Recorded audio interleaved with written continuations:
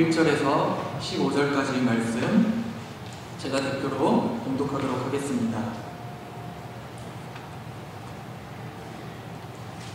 니느웨에 대한 경고 곧 엘고스 사람 나홈의 묵시의 글이라. 여호와는 질투하시며 보복하시는 하나님이시니라. 여호와는 보복하시며 진노하시되 자기를 거스르는 자에게 여호와는 보복하시며 자기를 대적하는 자에게 진노를 품으시며 여호와는 노하기를 더디하시며 권능이 크시며 벌 받을 자를 결코 내버려 두지 아니하시느니라. 여호와의 길은 회오리 바람과 광풍에 있고 구름은 그의 발에 티끌이로다. 그는 바다를 부지져 그것을 말리시며 모든 강을 말리시나니 바산과 갈멜이 쇠하며 레바논의 꽃이 시드는도다. 그로 말미암아 산들이 진동하며 작은 산들이 녹고 그 앞에서는 땅 곧 세계와 그 가운데 있는 모든 것들이 솟아오르는도다. 누가 능히 그의 분노 앞에 서며 누가 능히 그의 진노를 감당하랴. 그의 진노가 불처럼 쏟아지니 그로 말미암아 바위들이 깨지는도다. 여호와는 선하시며 환난 날의 산성이시라. 그는 자기에게 피하는 자들을 아시느니라. 그가 범람하는 물로 그곳을 진멸하시고 자기 대적들을 흑암으로 쫓아내시리라. 너희는 여호와께 대하여 무엇을 꾀하느냐. 그가 온전히 멸하시리니 재난이 다시 일어나지 아니하리라. 가시덤불같이 엉클어졌고 술을 마신 것 같이 취한 그들은 마른 지푸라기같이 모두 탈 것이거늘 여호와께 악을 꾀하는 한 사람이 너희 중에서 나와서 사악한 것을 권하는도다. 여호와께서 이같이 말씀하시기를 그들이 비록 강하고 많을지라도 반드시 멸절을 당하리니 그가 없어지리라. 내가 전에는 너를 괴롭혔으나 다시는 너를 괴롭지 아니할 것이다. 이제 내게 지은 그의 멍에를 내가 깨뜨리고 내 결박을 끊으리라. 나 여호와가 내게 대하여 명령하였나니 내 이름이 다시는 전파되지 않을 것이라. 내가 내 신들의 집에서 새긴 우상과 구운 우상을 멸절하며 내 무덤을 준비하리니 이는 내가 쓸모없게 되었음이라. 볼지어다. 아름다운 소식을 알리고 화평을 전하는 자의 발이 산 위에 있도다. 유다야, 내 절기를 지키고 내 서원을 갚을지어다. 악인이 진멸되었으니 그가 다시는 내 가운데로 통행하지 아니하리로다 하시니라. 아멘. 우리가 예언서의 말씀들을 쭉 보고 있는데 나훔이라는 예언자의 이야기입니다. 엘고스 사람 나훔의 묵시라 그랬어요. 나훔 처음 들어보시는 분도 계실 거예요. 아니 이런 사람이 있었나? 우리가 아모스, 호세아, 미가, 나훔 다음 주에 요나를 볼 거예요. 요나에게 내린 명령이 니느웨에 가서 외치라 그런 얘기였어요. 오늘 본문의 이야기는 니느웨에 대한 경고, 묵시에 관한 이야기죠. 니느웨는 아수르의 수도입니다. 그러니까 이 아수르는 사실 최강국이었죠. 그렇죠? 이 배경을 이해를 하셔야 돼요. 오늘 본문에서는 뭐 다른 얘기는 아무것도 안 나오고 아수르가 망할 것이다. 패망에 관한 예언의 얘기들이 쫙 나오는, 강대국에 관한 이야기가 나오는 거예요. 우리로 말하면 중국이 망할 것이다, 미국이 망할 것이다. 그런 똑같은 거예요. 그 시대의 최고의 강대국을 향한 여호와의 묵시의 말씀을 지금 전하는 겁니다. 여러분 이 시대적인 배경을 알아야 돼요. 북왕국은 BC 711년에 아수르한테 망하는 거예요. 아수르한테 망하는 거예요. 북왕국은 711년. 남왕국 유다는 586년에 망합니다. BC 586년. 그 차이가 한 120년 정도 차이가. 근데 유다는 아스리아한테 망하지 않고 바벨론한테 망하잖아요. 그동안 120년 동안 식민 침토를 받는 거랑 똑같은 거예요. 조공을 바치고 그렇게 아스리아한테 지금 큰 어려움을 겪는 거예요. 그 배경은 이런 고난을 당하고 지금 아시아를 통해서 그런 어려운 통치 가운데 있던 유다가 지금 하나님 앞에 이 나훔을 통해서 아시리아 망한다. 하나님 가만두지 않는다. 이런 예언의 말씀을 전하는 겁니다. 저 여러분들도 이 시대적인 배경을 조금 더 이해하기 위해서는 우리가 일제에 압박을 당했죠. 그쵸? 식민지가 됐었잖아요. 1910년에 한일합방에 의해서 돼서 1945년에 해방될 때까지 그런 기간 쭉 우리가 일제 36년이라 그러지만 실제로 따져보면 이렇게 시간이 나오죠. 그동안 받은 그 고난의 시간, 압제 시간 때문에 오늘까지도 친일이니 적폐니 하는 게 계속 논쟁이 되고 있죠. 그 역사를 청산했느냐 하지 못했느냐. 여러분 한 세대가 되는 거예요. 36년 동안의 이야기.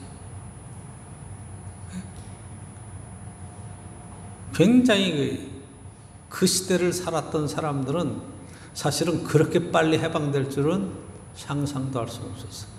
왜냐하면 워낙 일본이 막강했고 세계전쟁을 일으킬 정도로 중국까지도 다 동남아까지도 진출해 나가는 그런 상황 속에서 연합군에 의해서 미국에 의해서 그렇게 손을 들 줄 상상도 할 수 없어요. 그래서 그 안에서 살아남고 똑똑한 사람들은 일제의 그러한 조직 안에서 그냥 일상생활 속에서의 삶의 모습이 그렇게 어떻게 생각하면 지금 우리로 평가되는 친일이라든가 일제 부역을 했다든가 뭐 이런 쪽으로 갈 수밖에 없는 상황이고, 독립운동도 초반이지 맨 마지막 해방될 때쯤에 가면 독립군 세력이 완전히 초토화되고 이게 지지부진하게 되는 그러한 쪽으로 점점 나아갔던 시대적인 배경이에요. 자, 해방된 지 지금 뭐 70년 이상 시간이 지나면서 저희들이 보는 것은 지금도 우리가 이런 것 때문에 했는데 이스라엘은 지금 120년 동안, 유다는 120년 동안 아시리아의 그러한 통치를 받고 있었다. 굉장한 거죠. 지금도 우리가 일본하고의 어떤 문제가 생기면 일본한테는 절대로 져서는 안 된다고 하는 아주 분노가 우리 속에 가득 차 있어요. 나쁜 놈들. 일본 사람이라고 그러지도 않죠. 일본 놈들이라고 그러죠. 떼놈, 일본 놈, 쪽발이 막 이렇게 표현을 하잖아요. 그만큼 국민적인 정서가 일본에 대해서는 아주 나쁜 그런 인상들을 갖고 있어요. 그래서 일본하고 뭐 교류를 하고 뭘 한다고 하는 것도 경제적인 이익을 따지고 뭐 여러 가지 그런 것들이 있기도 하지만 민족적인 감정에 의해서는 예를 들어 축구 하나만 해도 다른 나라는 다 져도 일본한테는 꼭 이겨야 된다. 이런 그런 분노가 우리 속에 들어있잖아요. 그게 왜 그래요? 역사적인 배경 때문에 사실은 그렇게 깔려있는 거거든요. 그런 것들이. 그러니까 나훔이라고 하는 이 선지자가 이 아수르에 대해서 예언을 할 때 지금 이건 니느웨에 대한 경고라. 지금 일본에 대한 경고라. 그렇게 하지 않고 동경에 대한 경고라 하는 것 똑같아요. 아수르의 수도가 니느웨니까 니느웨는 아수르 전체를 대표하는 그런 이야기가 되니까 그 고난당하는 유다가 하나님의 선지자에 의해서 그 고난당하는 시대에 자기를 박해하는 그 아시리아에 대한 예언의 이야기가 오늘 본문에 들어있는 거예요. 그러니까 요나를 통해서 니느웨에 가서 하나님 말씀을 외치라 그럴 때 왜 요나가 안 가고 다시스로 도망갔는가 이해가 될 수 있는 부분이 나훔을 이해하면 충분히 이해를, 그 역사적인 배경을 이해하면 아 그럴 수밖에 없겠구나 이런 상황이 사실은 되는 거죠. 자, 그래서 오늘 본문에서 저와 여러분들이 역사적인 배경을 이렇게 알고 첫째 나훔이 여호와께 받은 말씀이 2절에 있는 이야기 굉장히 중요하죠. 여호와는 질투하시며 보복하시는 하나님이시라. 하나님은 질투하시며 보복하신다는 거예요. 여러분 한번 딱 생각해 보세요. 그동안 우리가 배워왔던 하나님은 어떤 하나님이세요? 공의의 하나님, 사랑의 하나님. 아모스를 통해서 하나님은 공의를 세우시고 정의를 세우시고 이 땅에 바른 삶의 자리로 이끌어 가시는 그런 공의의 하나님이시고 끝까지 죄인을 사랑하시고 배도한 이스라엘을 향해서 그 짝사랑의 사랑을 가지고 호세아를 통해서 그 바람난 여인 고멜을 사랑했던 그 사랑의 하나님의 모습을 다가왔는데 오늘 나훔을 통해서는 뭐라 그래요? 하나님은 보복하신다. 그러니까 이걸 언뜻 딱 듣기에는 와 하나님도 뒤끝이 장렬이 아니네 할 정도로 지금 이렇게 하나님을 소개하고 있는 거예요. 그러니까 오늘 본문에서는 사랑과 은혜와 뭐 이런 것하고는 전혀 상관이 없이 하나님이 질투하시고 보복하시며 가만히 안 놔두신다는 거예요. 그렇죠? 여호와는 보복하시며 진노하시되 자기를 거스른 자에게 여호와는 보복하시며 자기를 대적하는 자에게 진노를 품으시며, 하나님이 진노하시고 보복하시고 막 그렇게 하는 거예요. 그러니까 이것이 신앙의 핵심 속에서 저와 여러분들이 어떤 상황에서 이 말씀이 선포되고 우리에게 들려지느냐 굉장히 중요해요. 보복의 대상이 누구예요? 진노의 대상이 누구예요? 이게 굉장히 중요한 이야기가 되는 거죠. 그렇죠? 당시 유다는 아수르한테 도저히 벗어날 수 있는 힘이 없어요. 그래서 이 사람들은 하나님 앞에 기도할 수밖에 없어요. 하나님 도와주세요. 하나님 도와주세요. 근데 여러분, 기도도 우리가 기도하면 바로 응답받고 막 1년, 2년 안에 해결되고 그러면 얼마나 좋겠어요. 근데 기도해도 지금 10년, 20년 돼도 응답이 없는 거야. 해결이 되지 않는 거야. 점점 어려워지고 힘들어지는 상황. 이렇게 지금 몰려가는 겁니다. 그런데도 지금 이스라엘 백성들은 하나님께로 지금 돌아와서 믿음으로 말씀대로 회복하는 신앙으로 세워지면 참 좋을 터인데 그게 안 되는 거예요. 그래서 아수르가 망하고 그 다음에 바벨론에게 유다가 망해서 끌려가는 상황이 벌어지거든. 왜 그런 일들이 생기는가? 하나님 말씀을 떠나는 비극이 사실은 이스라엘의 역사 속에 들어있는 거예요. 바로 이 이야기를 하는 겁니다.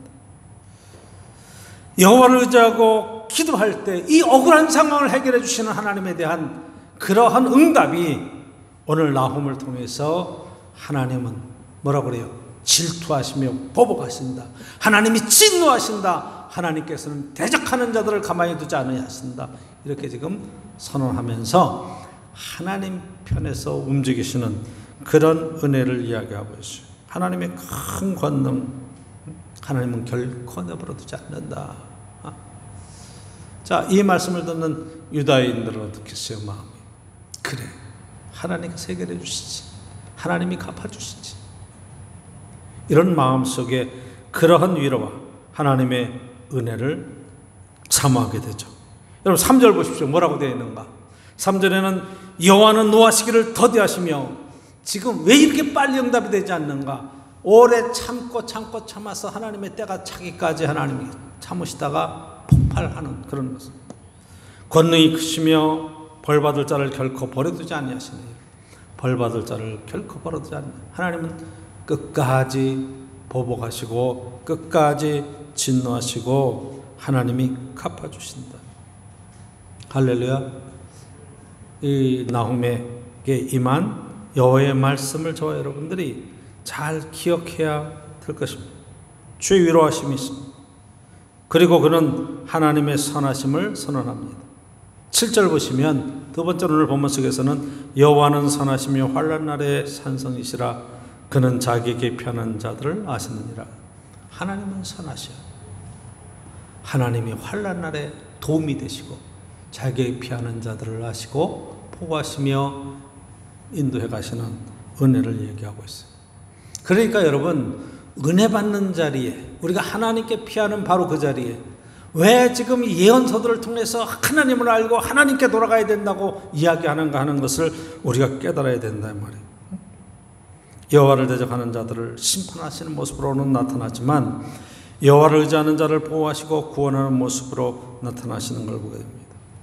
우리가 고난 중에서도 하나님 앞에 기대하고 하나님께 기도하고 하나님을 의지해야 될 이유를 오늘 본문에서 우리가 나훔을 통해서 깨닫게 되는 거죠. 셋째 나훔은 이제 2장 3장, 이 나훔이 3장까지 되어 있는데 2장 3장은 오늘 읽지 않았습니다만 아수르가 어떻게 망할 건가, 니느웨가 어떻게 무너질 것인가 하는 아주 구체적인 이야기들을 쭉 쓰고 있어요. 실제로 일어난 일입니다. 역사적인 사건이죠. 그렇죠? 문제는 시간의 문제예요. 지금 우리가 기도하고 그 응답을 받다고 해서 바로 이루어지는가? 아니, 역사라고 하는 시간, 긴 시간 동안에 성경을 읽으면 우리가 바로바로 되어지지 않을 텐데 그 시간은 5년, 10년, 100년 이렇게 막 넘어가는 거예요. 여러분들이 성경을 읽으면 예를 하나 들면 지금 바벨론 포로에서 돌아와서 스룹바벨이 성전을 짓잖아요. 그리고 느헤미야가 돌아와서 예루살렘 성을 중건하죠.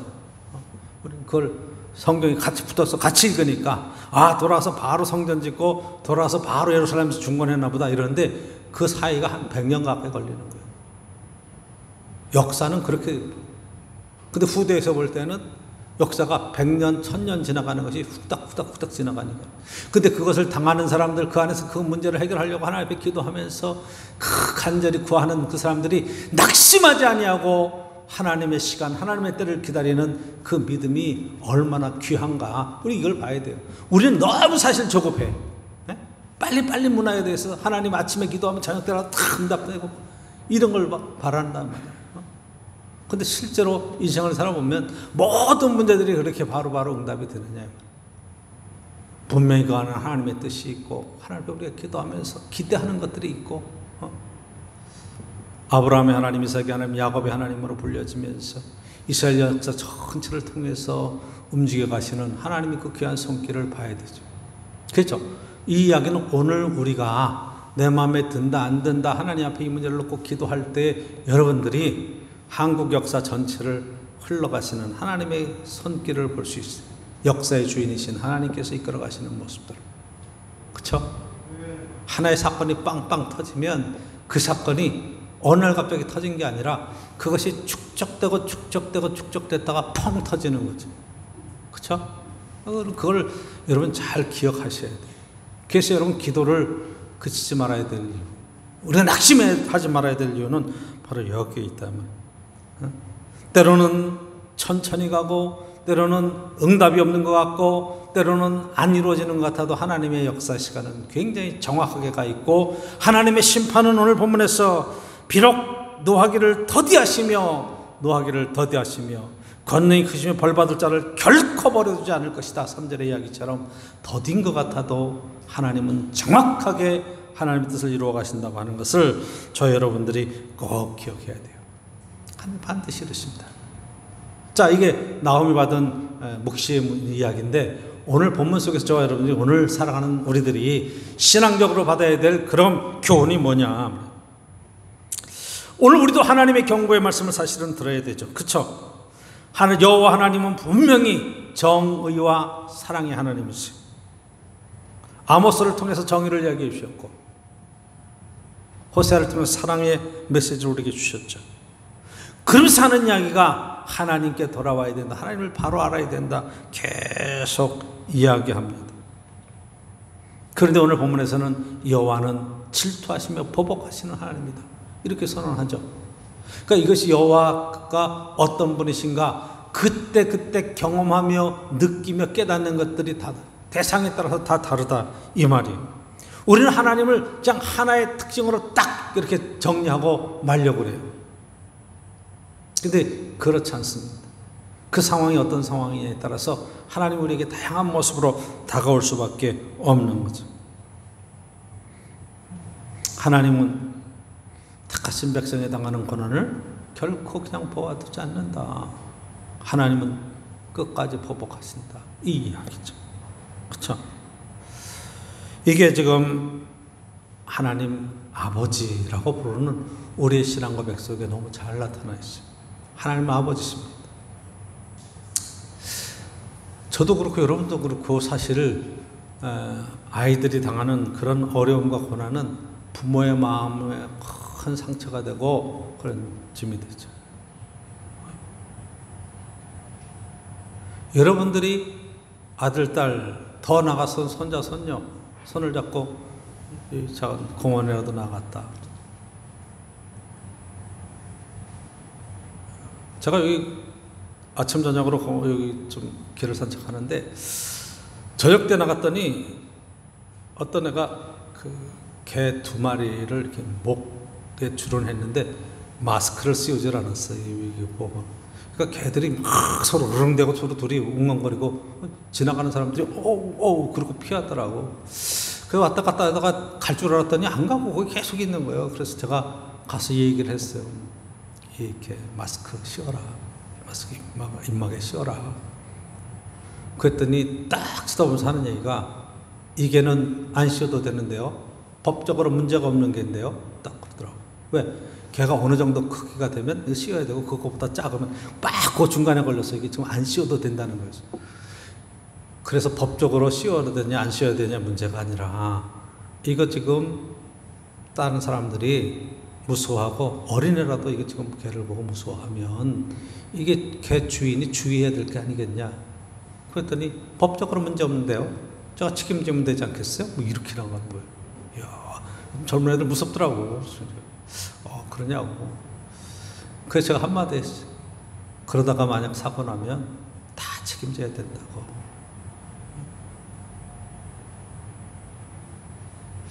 그러니까 이게 지금 어떤 그런 사건들이 생길 때 우리 개는 괜찮아요. 우리 개는 사람 절대 안 물어요. 우리 개는 착해요. 여러분, 개는 개입니다. 그렇죠?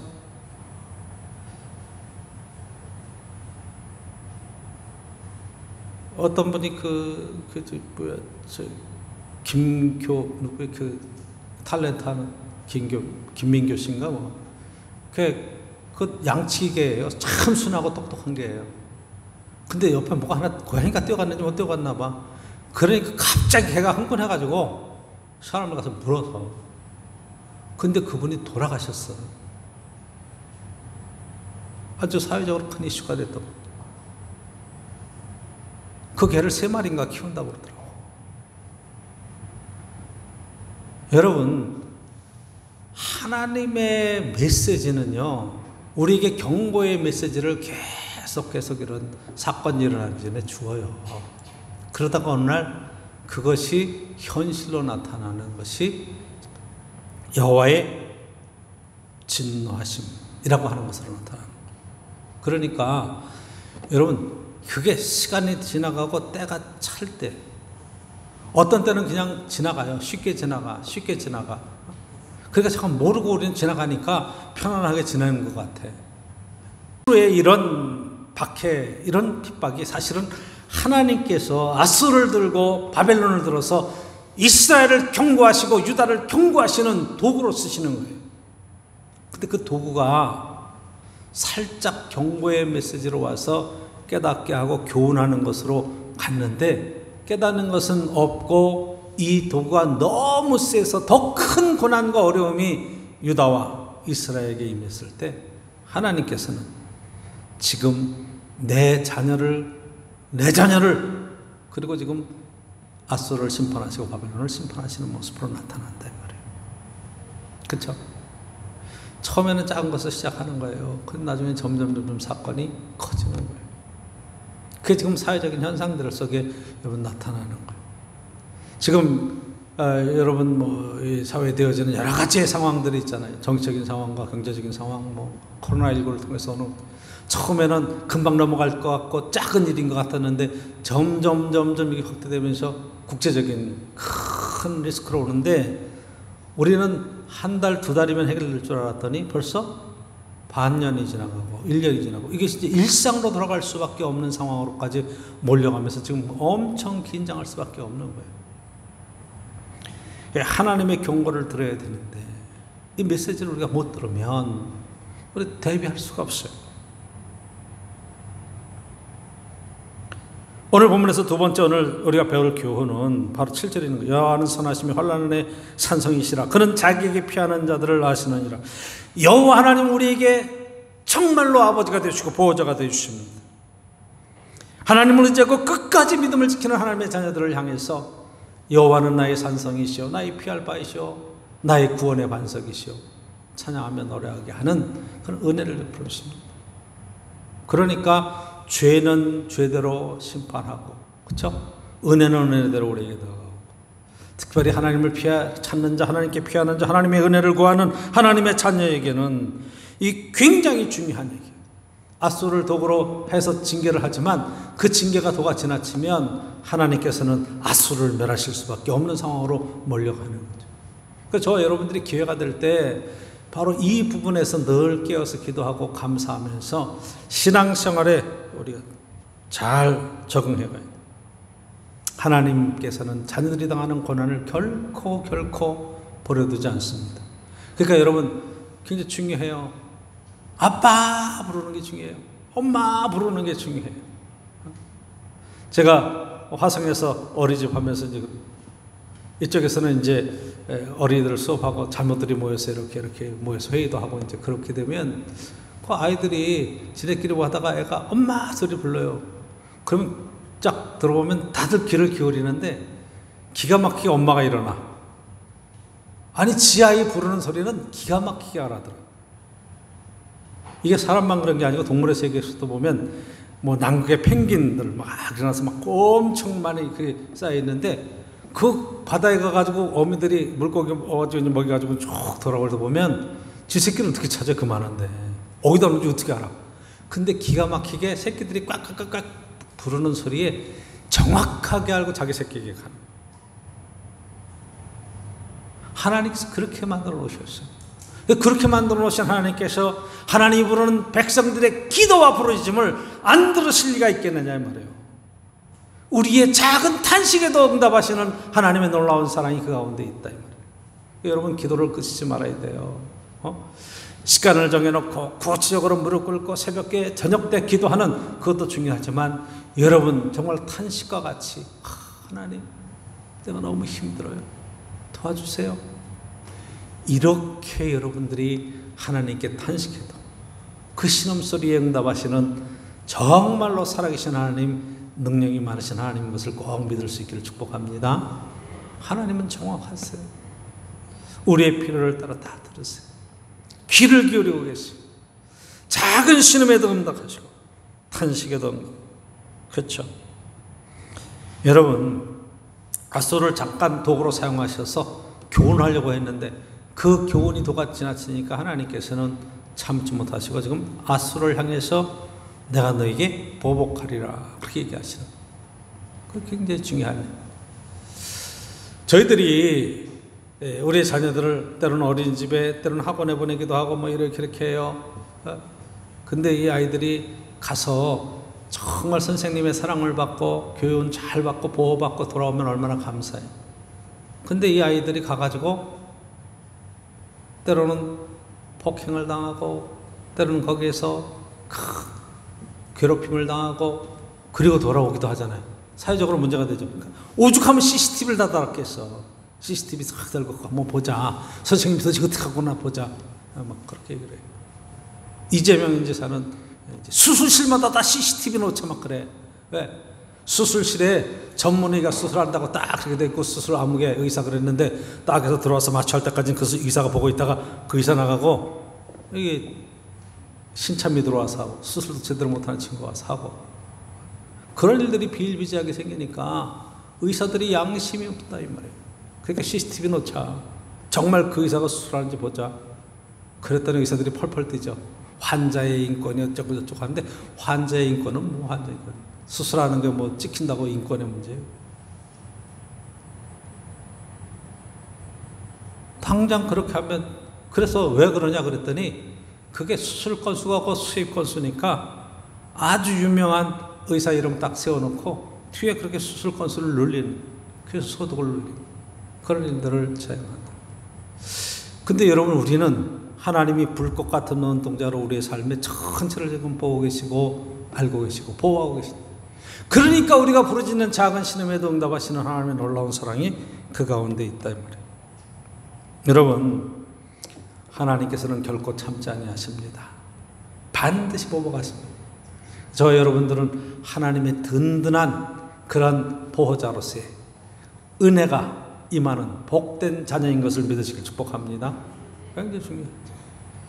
한번 여러분 신약성경을 보면 누가복음에 나오는 탕자 이야기 알죠?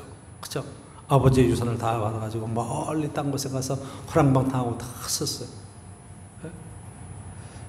아버지가 가서 따라다니면서 도울 수는 없어. 그렇죠? 마음 상태가 중요한데 그때에 기근이 들고 돼지를 치면서 쥐엄나무 열매 돼지 사료를 먹어보려고 했다 그것도 없어가지고 그때 들은 생각 고난 중에 드는 생각이 내 아버지 집에는 종들도 이거보다는 나은데 내가 아버지께로 돌아가자. 아버지께 나는 아들이라고 말할 자격도 없지만 그래도 아버지께로 가면 내가 죽지는 않겠다. 굶지는 않겠다. 이런 생각을 하잖아요. 그렇죠? 하나님께서 아버지께서 원하시는 것이 바로 이런 부분이 우리의 생각과 마음이 하나님을 향해서 돌이키고 우리의 가는 길이 하나님을 향해서 찾아갈 수 있고 아버지 집에 들어왔을 때 아버지가 죽었던 아들이 돌아왔다고 목욕시키고 새옷 입히고 가락지 끼우고 큰 잔치를 벌이는 그 아버지의 심정이 바로 오늘 이야기하는 이 앗수를 향해서 내가 너를 가만히 두지 않겠다 반드시 보복하겠다 하는 그 아버지의 심정의 이야기를 저 여러분들이 볼 수 있었으면 좋겠기 때문에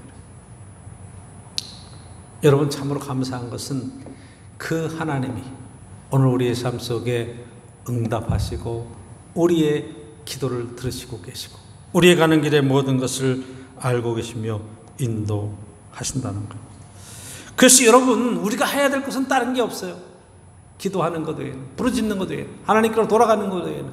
그래서 여러분 호세아 선지자나 아모스 선지자 계속 하나님을 알아야 된다, 하나님께로 돌아가야 된다, 하나님을 더 깊이 이해해야 된다고 말하는 이유가 바로 이거예요. 하나님께로 돌아가면 하나님께서 해결해 가신다, 갚아주신다, 하나님께서 그의 삶을 보호해 가신다고 말씀하는 겁니다. 하나님께 돌아갈 때 우리는 뭘 기억하는 거예요? 회복을 기억하는 거예요. 회복을 경험할 수 있는 거예요. 저 회복이 뭐예요? 우리가 변화, 회복, 기적이라고 얘기하죠. 그렇죠? 그 아들 다 망해서 죽을 것 같은데 어떻게 기적을 경험하는 거예요? 로또 맞아서 기적을 경험하는 거예요? 아니죠. 아버지 안에서 회복되는 기적을 경험하는 거죠. 아버지 안에서의 기적이, 그렇죠? 그건 뭐가 된 거예요? 변화된 거죠. 구원받은 거예요. 저 여러분 예수 그리스도 안에서 구원함을 얻고 그리고 기적을 경험하고 우리의 삶이 회복되어지는 그런 놀라운 은혜가 사실은 이 나훔 선지자를 통해서 우리가 외쳐지는 그 말씀의 핵심적인 거예요. 하나님께서 가만히 두지 않는다, 하나님께서 보호하신다, 하나님께로 나가야 된다. 그래서 오늘 본문에서 세 번째 보면, 교훈 가운데 세 번째 15절에 보면 볼지어다 그랬어요. 아름다운 소식을 알리고 화평을 자는 자의 발이 산 위에 있도다. 이미 이 아름다운 소식, 앗수르는 망하고 니느웨는 멸망당하고 너희들은 구원의 높은 신앙의 감사와 찬양을 드릴 수 있는 시간이 가까이 왔다는 거예요. 유다야, 내 절기를 지키고 내 소원을 갚을지어다. 뭐라고 그래요? 절기를 지키라는 말은 뭐예요? 신앙을 회복하라는 얘기죠. 그렇죠? 믿음을 회복하라는 거죠. 그쵸? 이 하나님 앞에 감사의 제사를 드리고 하나님 앞에 예배를 회복하는 이것이 제일 중요하다. 그러면 하나님께서 너의 삶을 온전하게 세워가실 것이다. 내 소원을 갚아라. 내 소원이 뭐예요? 하나님 이렇게 해주시면 제가 이렇게 하겠습니다 했던 그런 약속, 하나님 안에서 내 마음의 결단들이 바로 세워져서 하나님께 온전히 드려질 때 회복되는 은총이 있죠. 그렇죠? 뭐라 그래? 악인이 멸절되었으니 그가 다시는 내 가운데로 통행하지 아니하리로다 하시니라. 하나님의 말씀이 이렇게 임했다. 악인은 다 해결됐다. 너는 이제 당당하게 서야 된다. 너는 예배를 회복해야 돼. 나의 관계를 회복해야 돼. 이렇게 말씀하고 있습니다. 그렇습니다. 하나님이 해결해 주십니다. 우리는 해결할 수 있는 능력이 없어요. 그렇죠? 지금 사회에 되어지는 여러 가지 현상들 저 여러분들 어떻게 해결합니까? 뭐 해결하기가 힘들죠. 하나의 정책의 문제도 지금 국가도 굉장히 골치 아플 거예요. 부동산 정책 하나만 해도 그거 어떻게 해결할 거예요? 답이 없다고 말할 정도로죠. 그거 어떻게 잡을 거예요? 그런데 사실은 하나님께서 해결의 이야기를 하신, 그쵸? 하나님이 개입하신다. 하나님이 역사의 주인이시고 하나님이 은혜를 베풀어 주신다. 우리가 해야 될 일은 뭐냐 이 시대에 그러면 믿음을 지키는 거다.